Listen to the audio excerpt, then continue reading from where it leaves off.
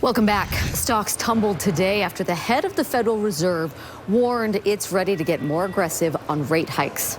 Yeah, the Dow dropped more than 570 points, and the S&P 500 had one of its worst days of the year so far. Investors are worried about the impacts of higher interest rates. News specialist Ladd Egan joins us live with reaction and how Utah's economy factors into all of this. Ladd?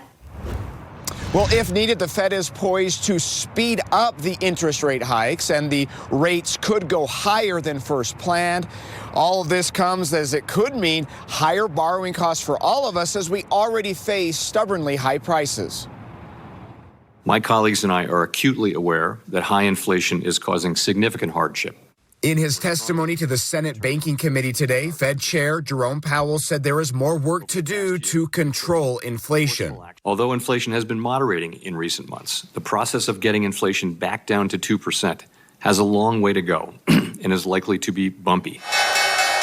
Powell's comments come after economic reports came in stronger than expected and a key measure of inflation ticked up.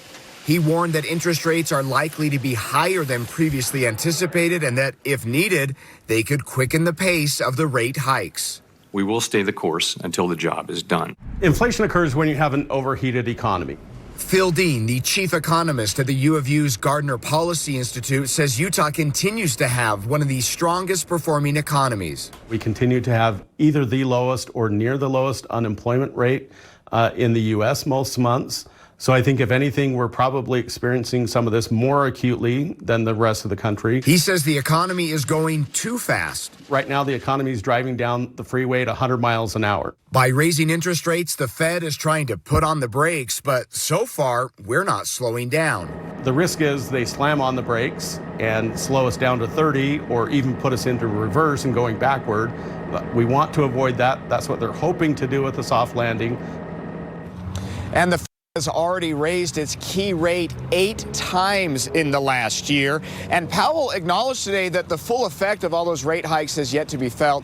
Deanie and Mike, the next rate hike could come after the next meeting coming up later this month. Yeah, it's a tough balance, isn't it? All right, Ladd, thank you.